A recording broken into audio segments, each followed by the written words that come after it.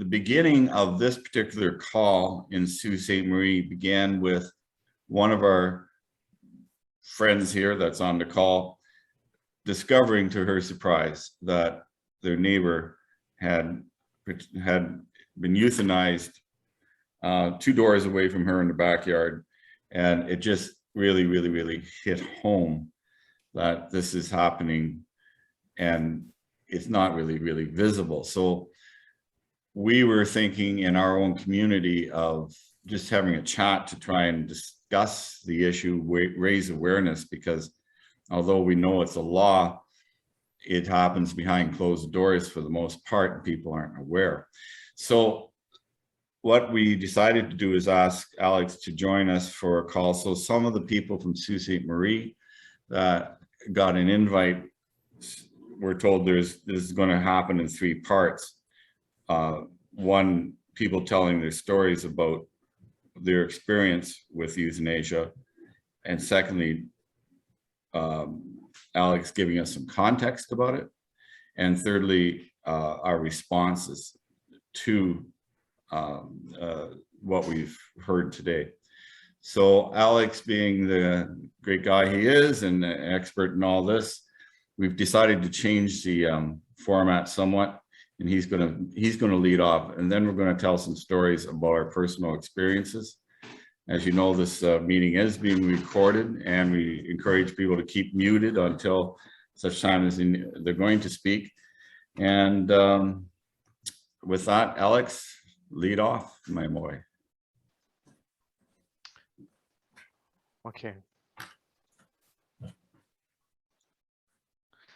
So basically, I'm going to give you some information, and I'm going to try and go through just some basic information. Now, as you know, we are we are 15 participants right now. We should have more coming yet. We are at, as you know, during an election at this very moment. Obviously, people watching it will be past that point by then. But the fact is that, and you can see my PowerPoint in front of you. Everything's fine that way. Yes, I can. Yeah. So I want to actually change it so I can go from beginning. There we go. That's it. So now I have a full screen. So that's much better. So what's happening is I'm going to go through some information with you, and then there's going to be some stories, as Bill had said, and then there might be some discussion. But the idea is that people are now experiencing others who are dying by euthanasia, and it's important that we come to grips with this fact. And it's important also that people, we need people to tell stories.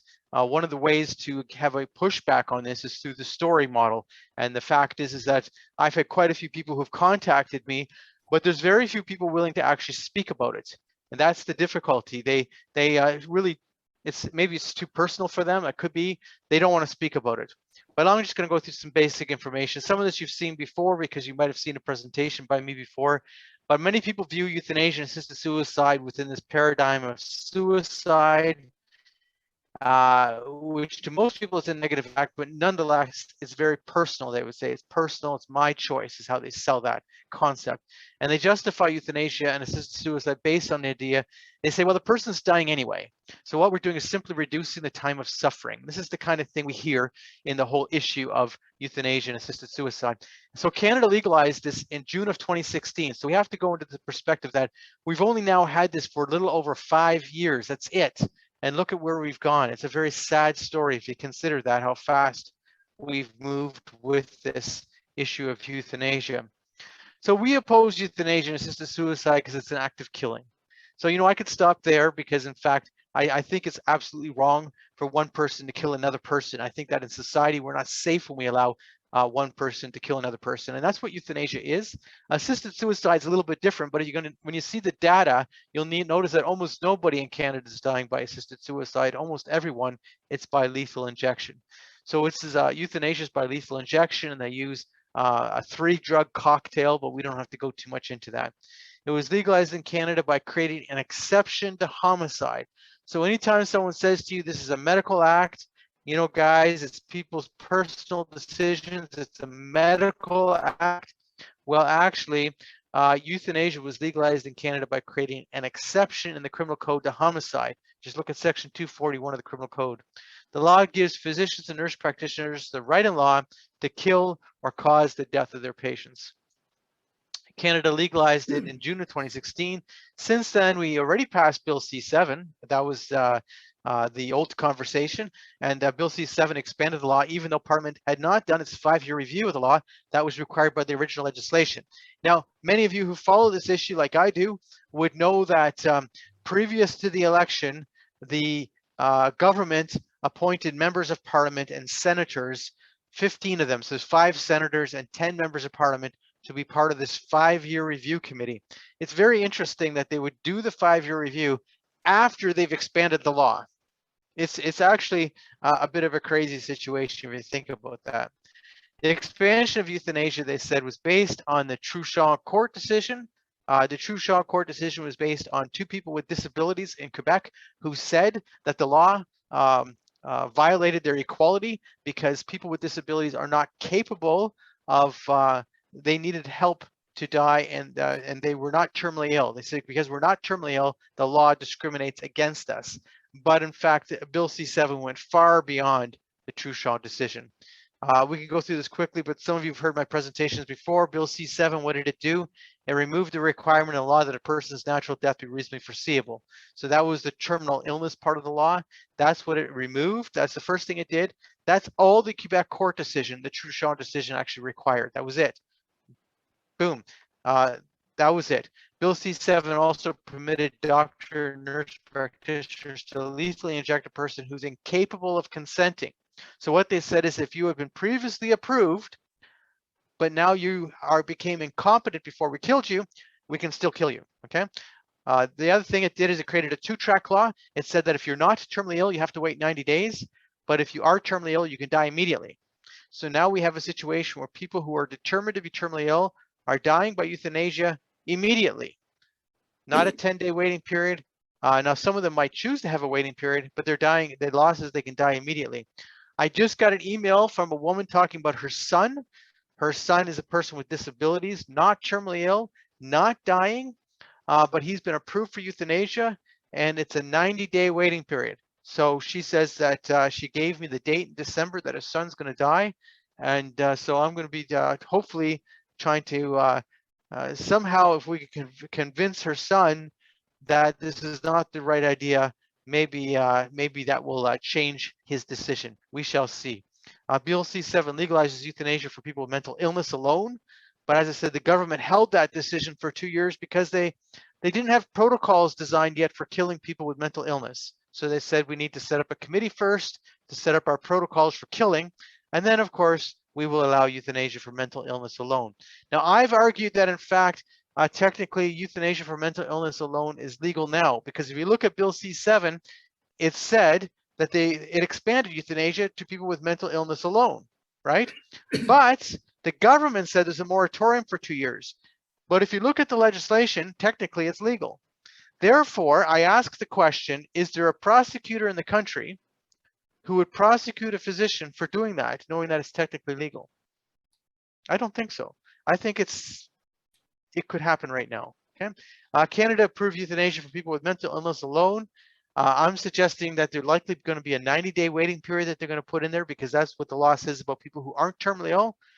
But it's unlikely to require the person to try effective treatments. Now, why am I saying this? The current law says you can have euthanasia, but you don't need to try treatment. So if you were told tomorrow you have lung cancer, for instance, and you decided you didn't want any treatment, you didn't want anything, you just wanted to die by euthanasia, you could die by euthanasia. You don't need to try even effective treatments. Now, why do I bring that up? You're going to see later why I bring that up, the issue of lung cancer. Protocols in Netherlands and Belgium. So as bad as things are in the Netherlands and Belgium, it's better there than here. In the Netherlands and Belgium, they have a protocol. So it's not actually written in the law, but they have a protocol that if you're not terminally ill, you have to wait at least a year.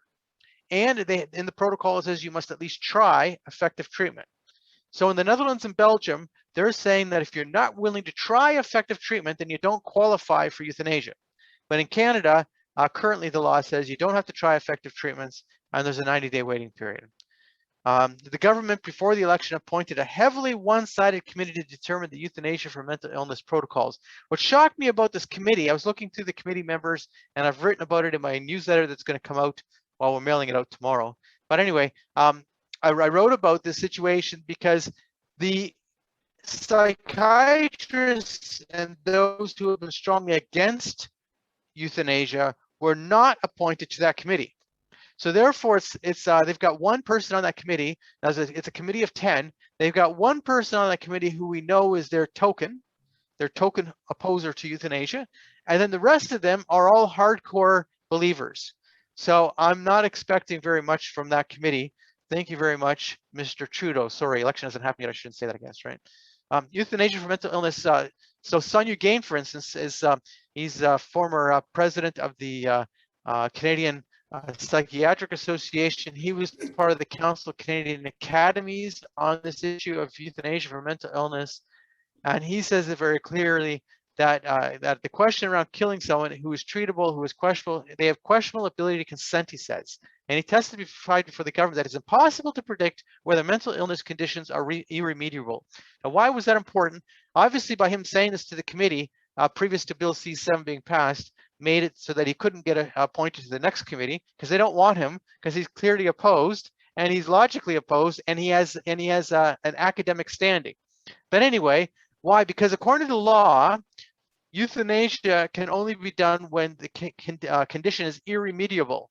So when he says it's impossible to predict an irremediable condition, he's saying that euthanasia for mental illness should never happen. Dr. John Mayer, now he is the key editor of a psychiatric journal, and he lives in Barrie, Ontario. He's known for dealing with people who have very difficult psychiatric conditions. So he's an expert in the type of people who they would want to kill by euthanasia. And he says allowing medical assistance in dying solely because of mental illness doesn't take into account that those suffering from severe mental illness may not be capable of making the best decision for themselves. And then he said, I had a patient in her 30s who's now refusing treatment because she wants MAID. This is a young woman who will get better, but who literally says she wants MAID. She's in her 30s. He says she could live, another 50 years, but she is refusing treatment now because she wants MAID. Now it's not in place yet, but that's what she wants. So I'm going to go through the data very quick. You'll notice in Canada, the data is taken off like a rocket. I'm very embarrassed to say that Canada is competing with Belgium and the Netherlands overnight. We're not, how would you say, deciding to let them be the leaders in all of this killing. We've decided we want to take them on and become the #1 killers in the world. Hate to say it, but it's true. It went up by 35% in 2020 alone. And considering COVID and everything else that was going on, that's a big jump. Okay, that's a big jump. Remember, the data that comes out from these reports, who submits this data? Now, this is a very important point. The government designed the system so that the physicians who are involved or the nurse practitioners who are involved in the act, they self-report the deaths. So therefore, it is possible that some of the deaths have never been reported. That's true. It's possible that we had more than 7,595 since legalization. It's possible we've had, last year, we might have had more than that, But on top of it, what it means is that the data is controlled by those who caused the death. Therefore, the data doesn't show any problems. When you're looking at the data, all it tells you is the age of someone, their medical condition. There's no sign of any problems. And this is a serious concern because the data was set up in such a way that those who do the act are the ones who report the act. Now, if you look at Ontario, though, Ontario is also taken off like a rocket. Hate to say it. And here's my point about assisted suicide and euthanasia. There's been 8,313 euthanasia deaths, assisted deaths in Ontario since legalization. So between June of 2016 and July 31st of 2021, 8,313 reported deaths. Now it's possible there could be several hundred that were never reported. That's possible, right? That's possible. 8,311 were euthanasia, 2 were assisted suicide. So obviously speaking, there's very few deaths where the person self-administers. It's almost always done by the doctor. It's a very important point. Euthanasia is what we essentially have in Canada. The number of assisted deaths in Ontario increased by 33% in 2020. So a little bit less than the national average. The national average was 35%. And you see the numbers have been going up. Now, the Algoma data is actually interesting because it's more stable. Now, why am I mentioning Algoma? Because the people from Sault Ste. Marie are the ones who originally organized me having this call. So I'm mentioning their data. Algoma is the Sault Ste. Marie region. There's been 79 euthanasia made deaths as of July 31st, 2021, since legalization in the Sault Ste. Marie region, Algoma, right? There were 54 as of July 31st, 2020. That means there was 25 in the last year. That's what it means. 54 to 79 means there's 25 in the last year. And as of July 31st, 2019, there was 28. So the 28, that means there was 26 deaths by euthanasia between July 31st of 2019 and July 31st of 2020. So it's been fairly stable in a sense that they've had 26, 25, and 25 in 12-month breakdowns. So Algoma actually has a whatever. If you look at the numbers, I'm not sure how the percentages break down for the region that you're in Algoma, but I can tell you that the number of deaths has remained stable in Alex, Algoma. the point about that is that in this year, we're at 25 already, and we've got the year to continue. No, actually, no, I'm showing you the data for 12 months. Okay. I showed you the data July 31st, 2020, July 31st, 2021. And the reason I did that gives you a 1 year comparable basis, right? I did that on purpose. So you would see that actually in Algoma. And so that's the other one, was July 31st, 2019. So I pulled up the Ontario reports from July 31st. So in fact, you'll see it's actually stable in Algoma. Other places it's going up like a rocket. Algoma, I'm not sure how the percentages work for the number of deaths, but I'm saying at least it's stable. Okay, so I'll tell you a few stories quickly. There's the Candace Lewis story in August 2016. She was born with multiple disabilities. She was pressured by her doctor to ask for an assisted death. She was very sick. She was receiving treatment, and the doctor said to her mother, did she know that assisted death was legalized? And her mother said no. The doctor said that he supported assisted death and he wanted to help her. The doctor was told that they were not interested in assisted death. The doctor told her mother that she was selfish, and then he challenged Candace by saying, do you know how sick you are? So obviously speaking, this was only a few months after legalization, and there's a picture of Candace with her mother. Candace did pass away last year of natural causes. Roger Foley, who lives in London, Ontario. I've been communicating with Roger lately. I actually invited him to join this call, but he didn't get back to me on that. But anyway, in August of 2018, the hospital in London, Ontario, Victoria Hospital, was offering him MAID, euthanasia, but the province was not willing to provide him assisted living. So his medical condition requires him to have 24-hour care, and he was being denied self-directed 24-hour care in Ontario. So the hospital was saying to him, well, if you're going to stay in the hospital, because he was saying, I can't live on my own. It's not possible. I have no ability to live on my own. So the hospital said, well, you can pay us $1,500 a day, or you could die by euthanasia. Those are the two choices he was given. He communicated with me again. His problem continues to go on, even though he has had some care. So this is a story that came out of BC. Joan Rowaway, this is a family who clearly opposes euthanasia. An oncologist claimed that Joan had asked for euthanasia when she was discussing treatment options. So Joan had cancer. She was discussing treatment options with her physician. And so the physician somehow thought that Joan was asking for euthanasia when in fact she was talking about treatment options. And the doctor said, well, you have an option of euthanasia, right? MAID's an option. So that was then taken as a request. So the discussion was taken as a request. And so when asked by the BC Health Authority representatives, so what happened is that Joan was being cared for by her daughter and son-in-law at their home. And the BC Health Authority came and said that you have to give her euthanasia because she's asked for it. And they said, no way, she's not, no way. And they even said that we're going to take her away from you to do the euthanasia. So when finally the BC Health Authority, they sent 3 representatives to the home. They specifically then asked Joan if she wanted to die by MAID, and Joan said absolutely not. Actually, the not's missing. Sorry about that. Isabel McKenzie died by euthanasia because of the last COVID. In August 2020, she decided that the 3rd wave of COVID was too much for her to have to attempt to live through. And she said she had a very hard time with the first a few waves of COVID. So therefore, she asked for euthanasia, and she died in November of 2020 by euthanasia. She she was not terminally ill. She did have multiple comorbidities, but she was 90 years old, so that shouldn't surprise too many of us. The story made it very clear that she was a social and spry person who suffered during the first lockdown. She had other health-related issues, but she was not terminally ill. But of course, that did not matter because she was 90. Someone determined that she could die by lethal injection. Now, this just came out, and you see a recent study reported by MedPage Today on September 9th, 2021. So that just came out a week ago, and I reported on it. The doctor examined 45 cases where the person who died by euthanasia was diagnosed with lung cancer. So the doctor looked at cases of lung cancer. This is a lung cancer doctor, an oncologist who deals specifically with lung cancer. And she looked at 45 cases in the Ottawa area of people who died by euthanasia who had lung cancer.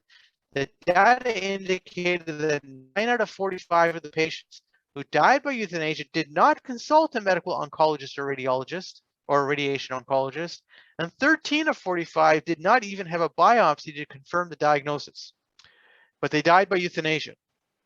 The point is that she was making is that treatment for lung cancer has significantly improved in the past few years, and some people diagnosed with lung cancer died by euthanasia without ever attempting effective treatment or even having their diagnosis confirmed.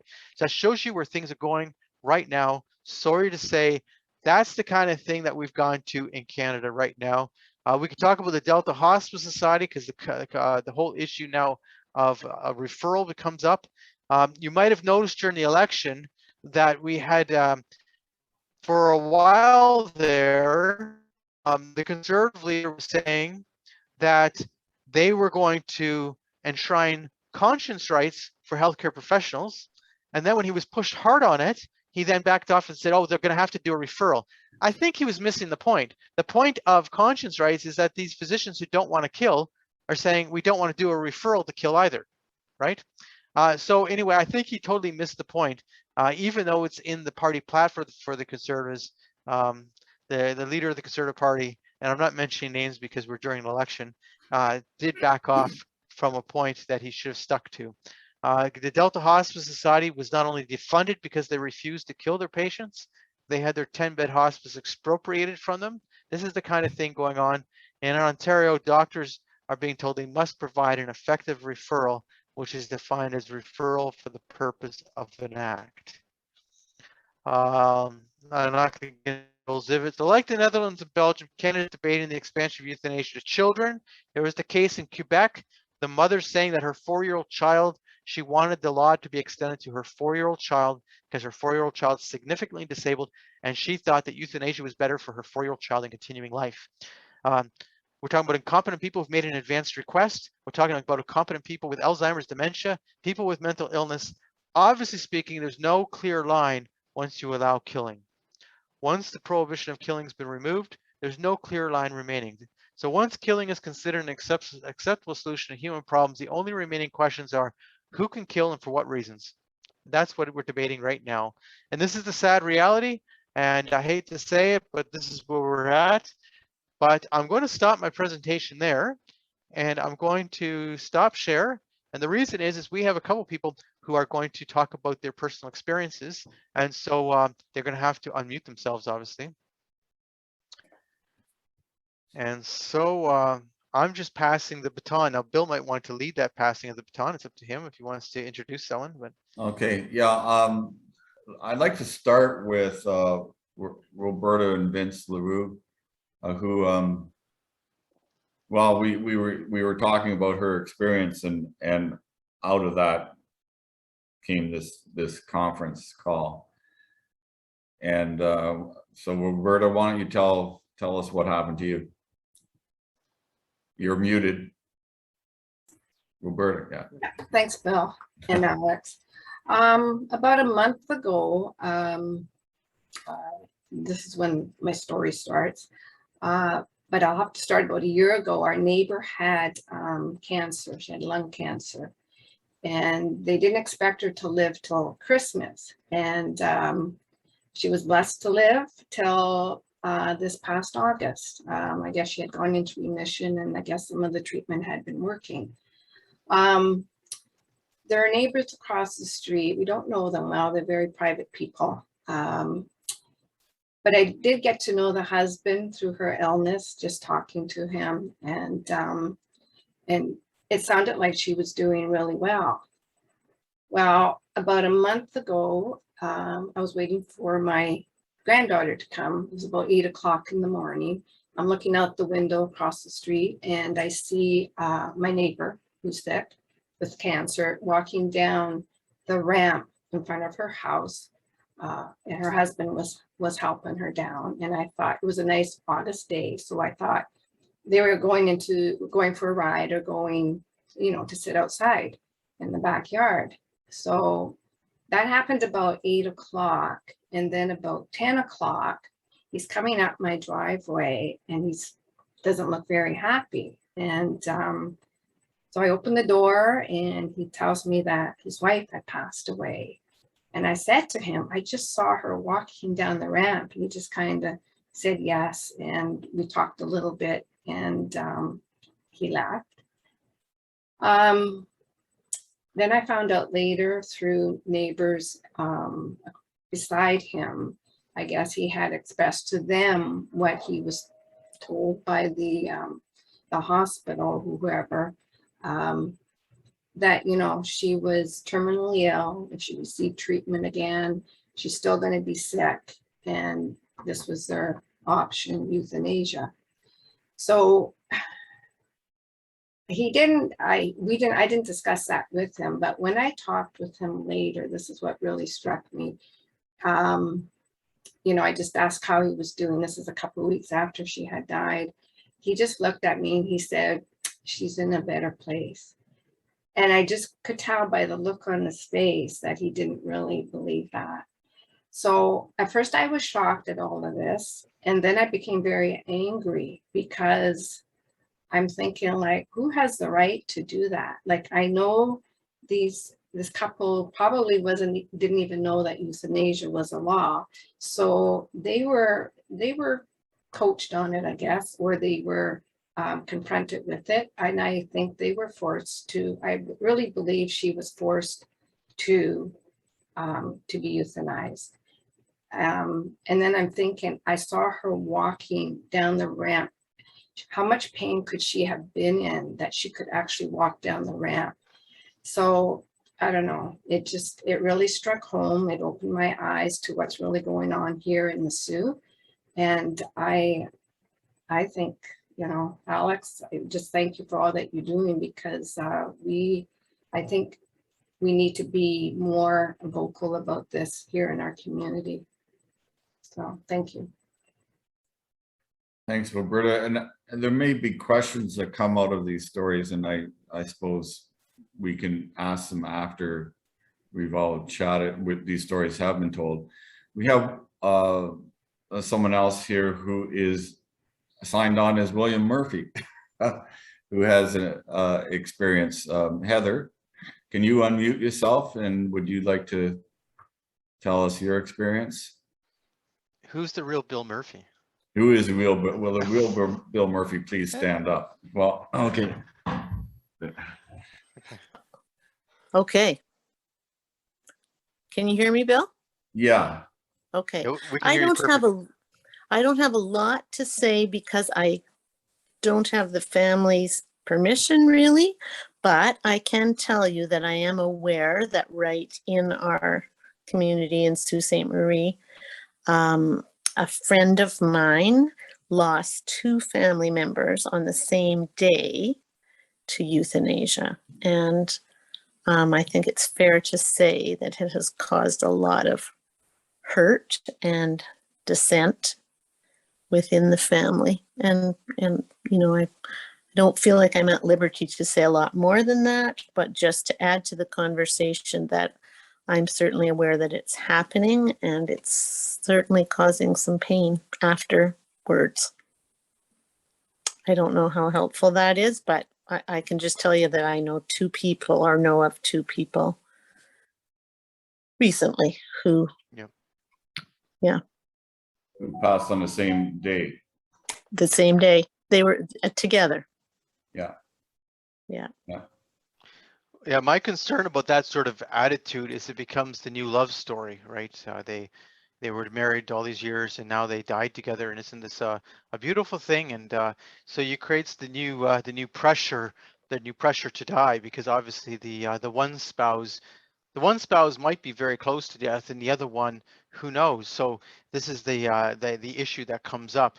And this email, as I say, this is an email I received today, and I'm not going to give you any names because that just wouldn't be right. But she says, my son has been accepted for MAID, and he's decided to do it in mid-December.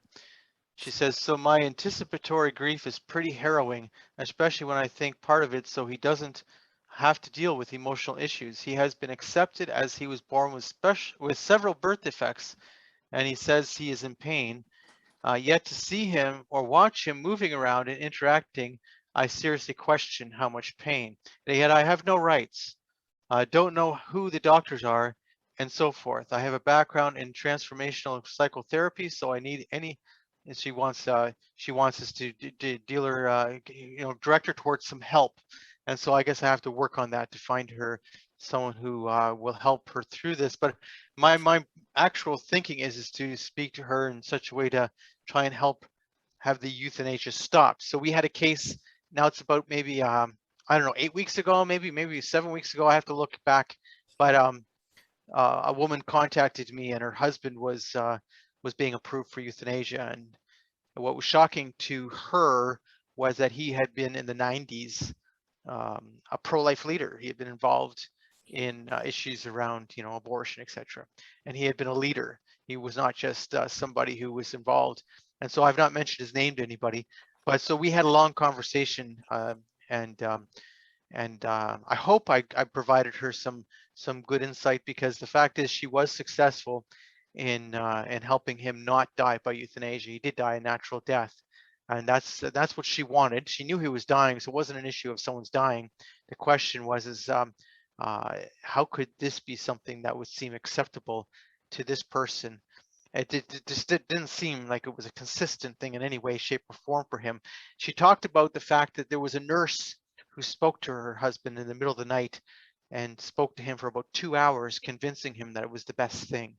So you get some people who are the angels of mercy, who think this is a wonderful thing. And certainly he was dying, so there wasn't an issue. Oh, he wasn't dying. No, he died only a few days later, so it wasn't an issue of, oh, he's not dying. No, it was an issue though of someone who got involved and for some reason was able to convince him that this was the right way to go, because he wasn't in any way considering it previous to having that 2-hour conversation. She also made it clear that the nurse, actually, the reason she knows about this nurse is after her husband died, the nurse came up to her, and it was almost like, anyway, for some reason wanted her to know that she had done this. And so it was like, why are you telling me this? Like, obviously now I know what happened because you're telling me, but this woman obviously thought this was a good thing. So anyway, this is the kind of thing that we're seeing now, and it's a serious problem because people are in a very vulnerable time of their life, right? And that's how it becomes. It's not about, they say it's about freedom and choice and autonomy, but is it really? Now, is there another? Alex, I was just going to ask if there's anyone else who would like to speak about their personal experience, because that's the two that I expected to hear from. Is there anyone else? No. Okay. I've got a couple of questions, maybe, Alex. Yeah. How reliable do you believe the numbers are? Like, for some people who joined us lately, it seems to be a fairly stable level of euthanasia in our community of Algoma, of 25 to 28 people in a 12-month period. But I just wondered, can you comment on the reliability of reporting? Well, this is an issue that you can't answer unless there's actually a proper study. But we know from the Netherlands and Belgium, where they've done these studies, they've come up with significant numbers of underreporting. Remember, the law is designed in such a way that the person who approves the death is the same person who usually carries out the death. Now, not always. Sometimes there's the team has someone else who will carry out the death, because they obviously have a team in Sault Ste. Marie who are taking care of these deaths, right? But anyway, about half of them are happening in hospitals. About half of them are roughly going on in homes. and the data shows me exactly that. If you look at the Ontario data, 49% of all the deaths happen in the home, and therefore, and 40% happen in the hospital, and the others happen in things like long-term care institutions, etc. But nonetheless, the fact is that you have a team that's involved in it. But the person who's approving the death is also the one who's then usually does the act, is always then the one who does the act is the one who sends in the report. So if, for instance, as an example, if someone were really quite depressed, or they were, questionably competent, you would never actually know that, because the reporting system doesn't actually give you a situation where there's a third party who examines that person, someone from outside of the whole decision-making process, who's examining that person to ensure that the law is being followed. But further to that, in the Netherlands and Belgium, you see about, now it's more so in Belgium than the Netherlands. In the Netherlands, it's about a 20% under-reporting rate. Now, why do they know that? Well, they do is every 5 years, they look at a cross-section of deaths in the Netherlands. So, usually it's somewhere around 7,000 deaths. So these are not euthanasia deaths per se, these are just deaths. By looking at a cross-section of deaths, which is a significant percentage of the total deaths, they're able to then identify exactly how many euthanasia deaths occurred within that group of 7,000. But also, they uncover the fact that there's higher euthanasia deaths within that 7,000 that actually are sending in reports. So there's this under-reporting. In Belgium, you have the same thing, but it's actually higher. They suggest that the Belgium under-reporting rate is above 30%. And there's doctors in Belgium who don't report. And that's another controversy about Belgium. There's certain doctors, like the one, his name's Dr. Cousins. He's been in the media in the Belgium on several occasions, but he simply says, I don't report. I don't, because he says, I think it's privacy. I do euthanasia, but I don't report. Now, if someone doesn't report, there's no way that they know. How would they know? Now, Quebec's a little different. In Quebec, we do see under-reporting going on. So when you look at the Quebec data is more complete than the rest of Canada, because Quebec has got what a triple reporting system, whereas the rest of Canada doesn't have that. So because you have a triple reporting system in Quebec, if you've read the articles that we've written about Quebec, it shows that there was a couple of years ago, there was 142 unexplained euthanasia deaths that don't show up in the reporting numbers, right? And so that's a significant number. It's actually quite significant of the total. So I would assume that there is some under-reporting going on. How much, we don't know, and you won't know unless there's a study done. And the only way to do such a study is to look at a cross-section of all deaths, because obviously then you're not, how would you say, cherry-picking just the euthanasia deaths and examining that. You're looking at all deaths, and from that you can uncover under-reporting. Now, these deaths studies are also done by a university, and they're done with total anonymity. So when they're examining, for instance, Alex Schadenberg's death, so if you look at the Dutch or the Belgium studies, and they're looking at Alex Schadenberg's death, the doctor who was involved in my death, in that case, he's reporting on my death, but he's given total anonymity. So there's no fear that if he did something to cause my death and didn't send in a report, or if I never asked for it and did it anyway, he's got no fear of repercussions, because the death is the study is about specific people, but it's a blind study in the reporting process. So they have no fear. And that's why the data is accurate out of Belgium and the Netherlands. So. Alex? Yes. Pat. When a death is performed by euthanasia, does the doctor actually have to write a medical assisted suicide, or do they, how do they report it? Is it required that that's written into the death certificate? In fact, the opposite is true. The opposite is true. The requirement is that they not write that on the death certificate. So, for instance, if somebody had cancer, as an example, the lady that Roberta was talking about, the one who lives just down the street from her, she died. She had cancer. Her death certificate would say cancer. It would not say medical aid in dying, euthanasia, assisted suicide. I wouldn't say anything of the sort like that. It would just say cancer, and it would be registered as a natural death. But the doctor at the same time is then required to send in a report to the coroner's office. So that's how it works in Ontario. Each province is a little different, but Ontario, the doctor or the nurse practitioner, right, because nurse practitioners can do it too, they must send in the report to the coroner's office. If the coroner never receives a report, he just won't know. Now, I say Quebec's a little different. I can get into that very quickly. Quebec has got a 3 system. So they've got the doctor must send in a report. They've got a regional person. So every region of Quebec has somebody in charge of facilitating that euthanasia deaths. So therefore, if Dr. X is doing the euthanasia, he must communicate with the local facilitator. And so therefore you've got this double data, but then you also have in Quebec, the pharmacist must send in a report. So now you get 3 reports, but the reports don't add up. you have more regional reports than doctor reports, and yet the regional report says this person died by euthanasia. The doctor reports, some of them never show up, and so you do see underreporting in Quebec in the data. So okay, the other aspect of our call today is Roberta and Claudette and we're having some conversations about, well, how do we respond to this in our community? And one of the things we're just thinking of, how do we support people who are at risk? Like Roberta didn't know this neighbor was considering that kind of thing. And I do think that our churches might be able to do a better job of staying in touch with people, because we're not seeing each other at church.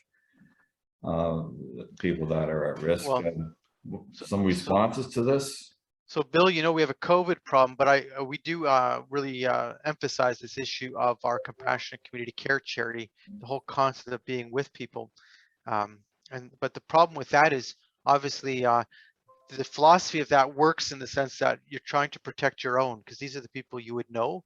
The training about visiting people, you know, with the way the culture is, you can't go visit people unless they know you and they're willing to see you. So, you know, I'll give you an example. I just got a call today. So today I was just dealing with some guy calling me, wanting to know his friend is dying by euthanasia. And he says, oh, my friend is quite wealthy, you know, but he's dying by euthanasia. And he said the family's all agreeing with it, but he says it doesn't add up. None of this makes any sense. And we had a conversation, and I said, well, are you able to go visit him? Because obviously, if you're a friend, you might be able to go visit him, and you might be able to discuss it with him. And he said, oh, the family won't let me. I've already talked to them. I wanted to see him, and they wouldn't let me. So, you know, you have this reality then that sets in, unless you actually have a relationship with somebody, unless you have an ability to be in to see them. It's very difficult to actually make a difference, but we can make a difference in the lives of people we know. And that's the whole side of things also. People who are believers, they go to church, and and faith is an important part of their life. A lot of people say, oh, well, we don't have to worry about them because, you know, they're not threatened by this because they have faith and everything. So obviously they have a different, how would you say, worldview. But in fact, they're just as human as the next person. So the churches should be really alerted to the reality that people who are people of faith will also go through depression, will also go through a difficult time in their life, will also be at times in their life where they will feel that their life has lost purpose or value. And they might also then be ones who consider euthanasia, right? So Anusha De Silva has raised her hand. So hi, Alex. Thank you for hosting this. My name is Anusha. I live in Mississauga in Toronto, Ontario. It's my first time, so sorry if my questions may seem like a little primitive. I'm Catholic, and I go to church, and I am a strong believer. And is there any way that, is there a helpline, or when people are desperate, that they can call and talk to? I mean, and going forward, I'm not trained to be a counselor or anything like that. Typically, my background is I am also recovering from a brain concussion. I was in a bad accident. However, I'm at home, and if it only takes like a few, minutes in a day that we can talk to these people and try to, help them, because I'm sure whatever that's going on in their mind must be so desperate that if there's a way of training some of us, getting some kind of guideline, do's and don'ts, and is there some place that we can? Yeah, so Anusha, we have the yeah. Now my screen has blocked it out. We have the Compassionate Community Care Group. Yeah, so we have the Compassionate Community Care Charity, and it does training for visiting, etc. Mhm. These are things that we should know. They, you know, the best way to do these kind of things is to become organized within a community setting. So therefore, if you Right. attend a church, for instance, we have the training being done for visiting within that community setting, because there might be Okay. many people interested in doing that. But as you Right. know, the only real way we can make a difference in somebody's life is if we have somehow a relationship. And this is where the Mhm. community allows for a relationship, because you know, that's just the way of the world. You know, I find it interesting because my mother has been doing visiting forever, like well over 40 years. My mother's just always been doing visiting. That's what she does. She goes to the hospital. But it was different years ago, where you would go to the hospital and you would start, you know, you would maybe have a list of people who, let's say, you knew who you were going to go visit, but then they would visit others too. And so long as you weren't pushy or rude or anything like that, it was Mhm. always sort of welcomed. It was okay. Like, visit someone at the hospital, that's okay. It's the world's changed. You're not allowed in anymore to see people. I'm not even talking about COVID now. Post COVID, Right. hopefully things return a bit. But I mean, you need to have that relationship. So that's why, through a community group, through your parish, or through something like that, that enables us to visit people. And we should never assume, like, we don't know who's, how would you say, at risk. What we do know is that people are at risk at different times in their life, right? Mhm. It's, you know, we become down, we become emotionally distraught with our situation when we're going through a difficult time. It's just what it Mhm. means to be human, right? And I think that's one of the problems with euthanasia. Is not only is it about killing, it denies what it means to be human, because we lose Mhm. the nature of our human person because we're threatened by this. Anyway, Thank we do you. have that training, and there will be another training session coming up. I have I can tell you about it. It's being planned. I haven't sent out a promo for it, but I will be sending it out. And do I have it here? Yes, October 23rd. We're doing a training for compassionate community care visiting, and it's going to be two 2-hour sessions. And you're going to see, for those who get my emails, you will see the promo for it, and you'll be able to sign up for it. You know, and that's what we do. The whole thing about that kind of thing is that we want it to grow within the larger communities, and COVID's been a difficulty. The other thing is advocacy. We have a serious issue around advocacy, and I'll give you the prime example. This email I received from this woman about her son. Obviously speaking, her son probably needs some support if he's thinking about death in this certain situation, and his mother's so opposed to it. You would think that there would be, but the fact of it is advocacy is important, because we go through times in our life where we need an advocate, and especially when we become very elderly, or we have significant sickness, or maybe we become very emotionally distraught by our situation. So we're also getting involved with what we call advocacy training. And the key to that, again, is how do you protect the people you know? How do we protect the people we know? And we do it in such a way by trust. We do it in such a way by being with people as they go to their medical appointments, etc. We do it by being forward, but always polite, right? And this is how we do and there's a whole area around advocacy that we have to know. Now, Bill Murphy raised his hand. Is it the real Bill Murphy that raised his hand? No, it's the fake Bill Murphy. It's the fake Bill Murphy. It's the Bill Murphy wannabe. Okay. I was just going to say that I am part of an online mentoring group. And if it, just for referral's sake, you can go online to something called Issues I Face. And there are online mentors, and they're all from a Christian worldview. And we have people from all over the world that write in. And suicide prevention would be one of the many things that is addressed on there. So just another referral place. Yeah, very good. And this is important to have these resources. And the sad thing is, because you mentioned suicide prevention, the sad thing is that the people have now been confused. And so because of terminology and everything, we don't consider euthanasia a type of suicide. In fact, it's actually a form of homicide. Like, if you lethally inject me, that's homicide. Now, I might have asked for it, but it's still murder. Like, that's, you can call it anything you want to make you feel better, but that's what it is. In the case of assisted suicide, when they give you the lethal drugs and you take it yourself, And as you see with the data, almost all the deaths are euthanasia. So, but nonetheless, that would be a form of suicide in a sense. But nonetheless, they don't see it that way. And yet people going through the same type of emotional trauma, same type of emotional turmoil, are asking to have their lives ended for the purpose of euthanasia, as someone who's going through suicide and seeking suicide prevention. So it's really the same type of issue, a little bit different circumstances at times, but not always. There's always been times in the reality where people who were terminally ill or had medical conditions were suicidal and received help. And today now we say, well, this is a totally different issue because, oh, they're rational now. There must be some other questions. I have one for you, Alex. Yes. When regards to harvesting organs by euthanasia, can you explain how they would do that? Okay, What's so Process. right now they do organ donation after euthanasia. But this, if you read the medical journals, you'll see that there's a lot of discussion now around this thing called euthanasia by organ donation.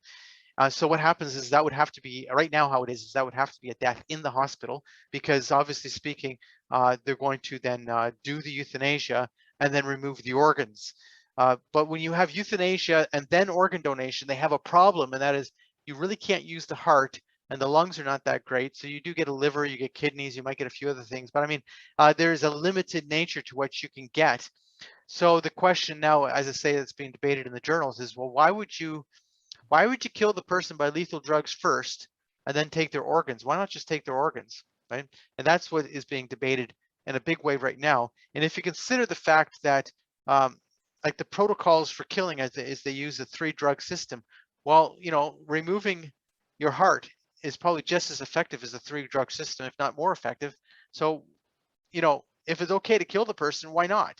And this is the problem with the concept of euthanasia, because really there is no limit in the end.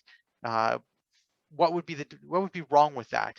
They say, oh, well, it changes something because right now there's what they call the dead donor rule. So you can feel comfortable that your organs are not taken from you while you're still alive.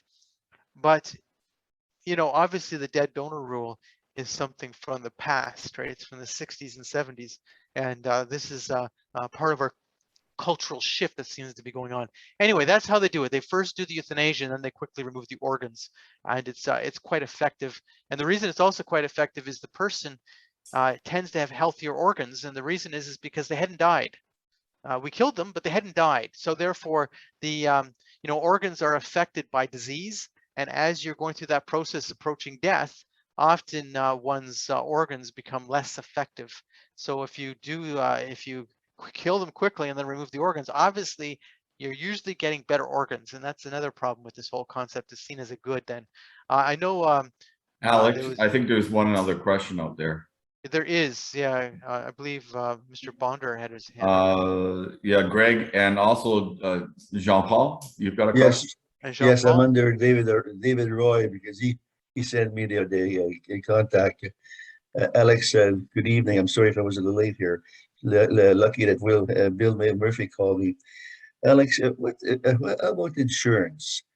If you commit suicide, a lot of insurance will not pay. Is that the same thing with euthanasia? No, it's not the same thing, because the law defines it as not being suicide and not being homicide. It defines it as being made medical aid in dying. So therefore, because it's defined as not being suicide, therefore your insurance would pay. And this is a serious issue. I think the insurance companies in Canada, in 2016, the Insurance Bureau of Canada came out saying they were fine with MAID. And I think what they were actually thinking at the time is, because the law said that your natural death had to be reasonably foreseeable, they were thinking, well, these people are dying anyway. So other than maybe a few weeks or maybe a couple months or something, we're not really losing any extra money out of this. These people were dying anyway. But in fact, now that they've changed the law in Canada that you don't have to be terminally ill, you don't need to be terminally ill. If you're not terminally ill, it's a 90-day waiting period. It's how it is now in Canada. So therefore, I think the insurance companies should be very concerned now, because in fact, someone who's not dying could qualify for insurance and then qualify for euthanasia and then die by euthanasia, and the insurance would pay. It's possible. It's fully possible now. So anyway, they might say, oh, there'd be likely comorbidities in this situation, so therefore they wouldn't qualify for insurance.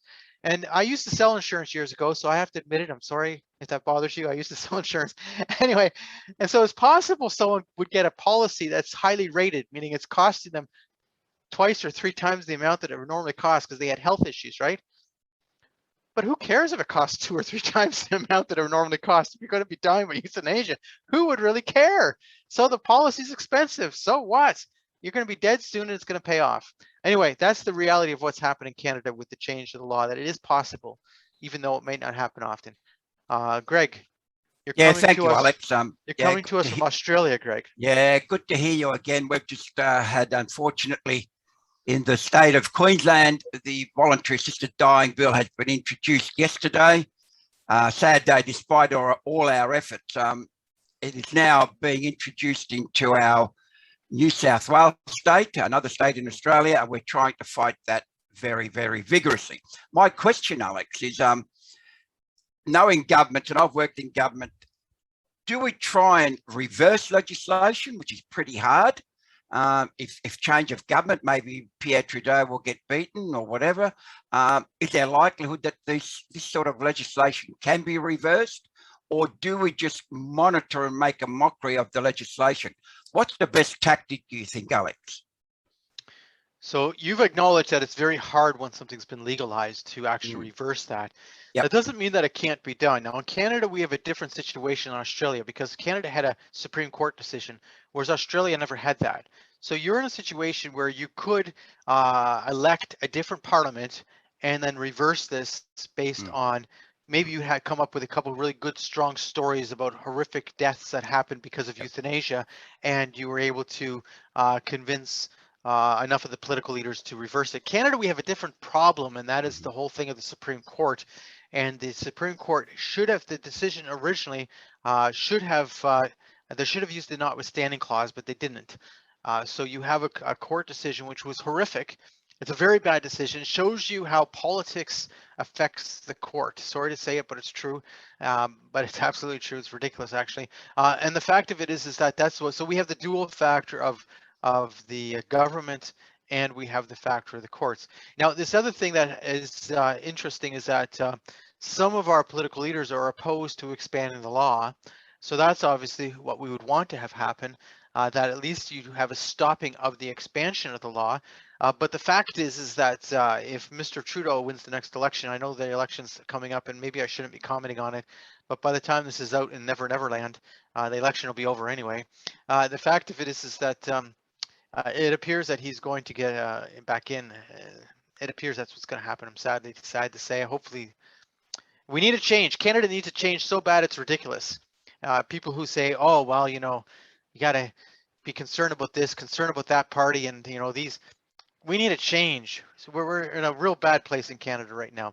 As for Australia, you're in a better place because you could reverse things with a change of government. It is possible. The other thing is you have to watch expansion really bad. So some of your bills already were written very poorly.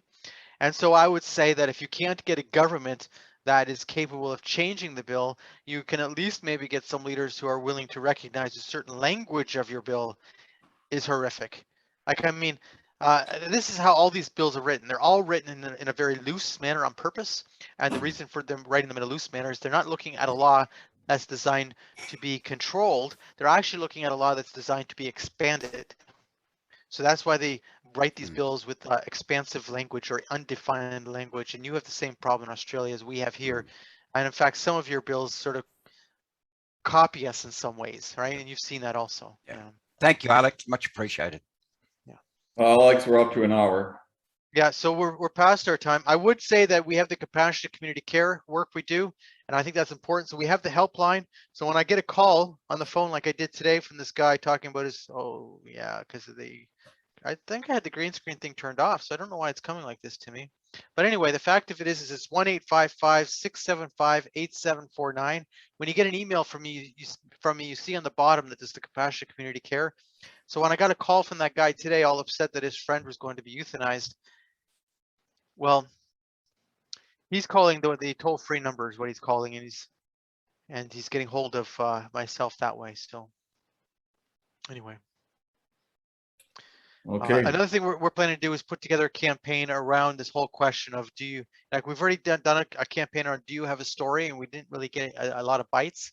So we're going to try and talk to some people who are good at advertising and revamp the whole thing again and try again, because I think that's where we need to be. We need to uncover more stories, and we know it's very hard to get people to tell their story. Very difficult.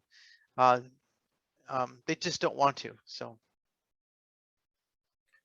okay, the conversation in Sioux will probably carry on. We'll have to see where we go from here. But thank you, Alex, for setting this up, and we know we can go to you for support when we need to. So You can join our Compassionate Community Care training on October 23rd. I'm sure that will be thought about. Very good. Very good. Okay. If that's all, thank you very much. I'm going to end the recording, and I thank you for sharing your time with us. And I thank you for Bill and the people in Sault Ste. Marie, Ontario, for asking for this to be set up, because I think it's been a very useful evening for all of us. Thank you very much. Bye, Alex. Thank you very much.